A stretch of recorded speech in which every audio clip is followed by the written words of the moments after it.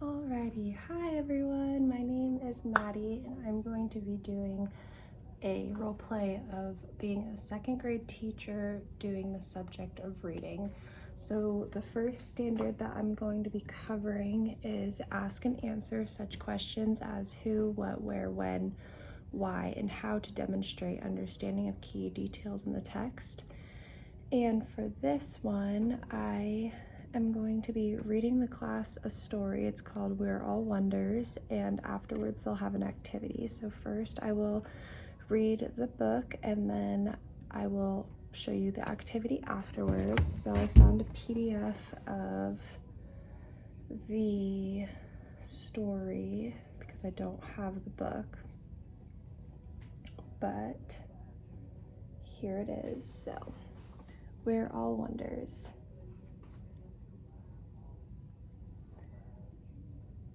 Okay, I know I'm not an ordinary kid.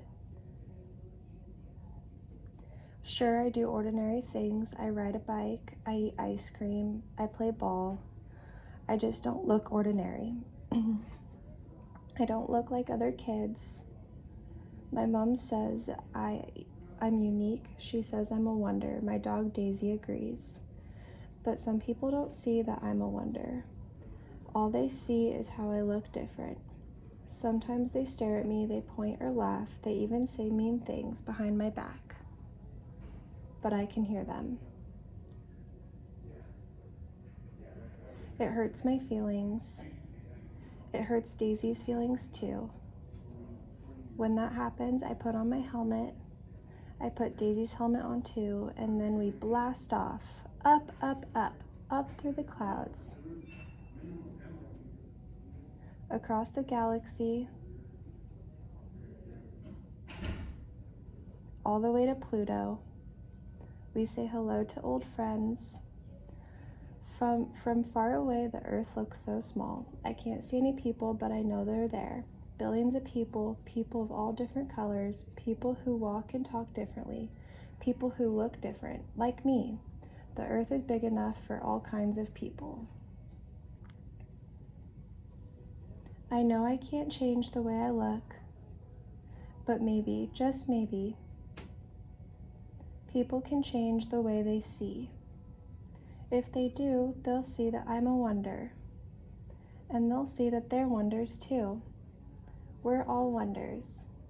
Look with kindness and you will always find wonder. Okay, the end. So, now that we've finished that story, we are going to be doing this assignment where we're talking about who, what, when, where, why, and how. So we're going to be addressing what just happened in the story. So the students will become in groups and they will work on this assignment together. They'll each have their own piece of paper and they'll fill this out, and then afterwards we will talk about it in class. So this is when they would do that. Alrighty.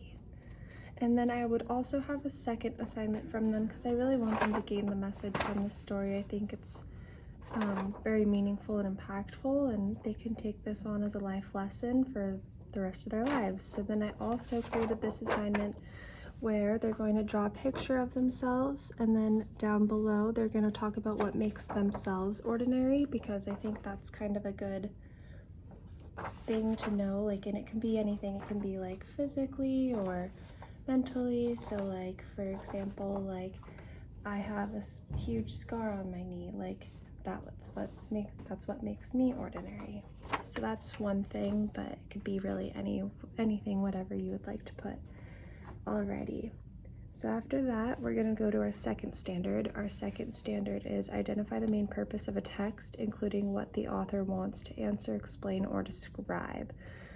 So this is really just talking about the author's purpose, like of their writing. So for this one, we are going to read this story, which is right here. And I'll just read it to the class, or they can read it in partners, whatever we're feeling that day.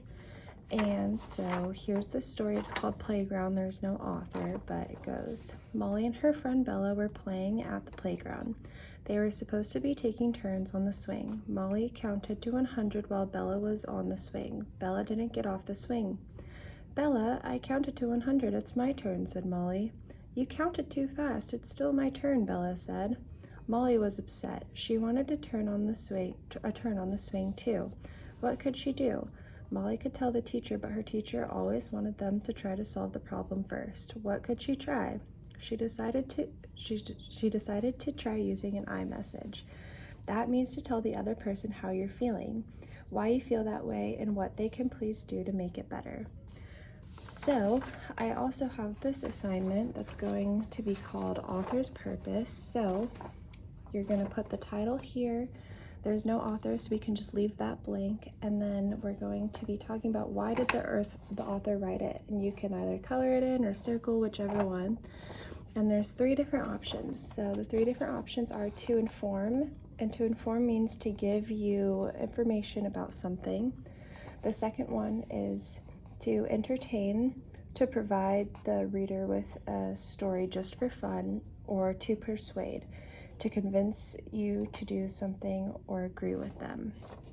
So the students will work in groups for this assignment as well, and they can sit there and just talk about why the author wrote that story, and hopefully these words will be vocabulary words or words of the week or something of the sort, so that way they can dive deeper into these and talk about them. And yeah, so then let's see. So then I'm going to assess the students on these last 2 standards. So these last 2 standards, it's going to be more of a formal assessment. So they'll sit down and they'll come into class after they have read a book for homework, and they'll come in and then they will have 2 different worksheets to do. So one of them will be the who, what, where, when, why, and how assignment, where they will tell me what the story they read at home was about, and they'll all have the same story assigned. So yeah, they'll do that. And then their second assignment will be this piece of paper right here, where they're just talking about the author's purpose. And it's pretty straightforward. This one is just, it says, a story about 2 friends who are watching their neighbor's dog, and their dog runs away, but they find him before the neighbor gets home. The author's purpose is to inform, to entertain, or to persuade. And there's just 3 of those, and then they will circle whatever they think the author's purpose was. And so that will be their assessment for those 2 standards. And then the 3rd standard that I wanted to cover was, where is it? It's right here. So it says, know and use various text features like captions, bold print, subheadings, glossaries, indexes, electronic menus, and icons to locate key facts or information in the text efficiently. So for that one, I would have the students pull out their textbooks, or I would show it on the smartboard thing and I would show them these different things. I'm only going to be focusing on glossary and index because I feel like those 2 are very important and have really helped me get through college. So I don't have the book that I have provided on my little slideshow thing, but I do have this textbook from one of my classes. So I would show the students where the glossary is. So go to the back of the book, and in the back there is all of these words back here. So say you're going through the story and or the textbook or whatever, and you're like, oh, I'm not sure what bullying means. Well, you can go to here, and then it's going to be in alphabetical order, and you'll go to here, and here's bullying in the back, and here's the definition. So it says bullying, repeated cruelty, physical or physiological, by a powerful person toward a less powerful person. So that way they can always have the definition of the words in their books. And then for the index, it's also going to be in the back of the book behind the glossary. And so to use the index, what you'll do is say you're wondering, you're sitting there and you're like, oh, taking, or you're preparing for a quiz, and on your study guide it says, oh, you need to learn about, what's a good word? Let's see, let's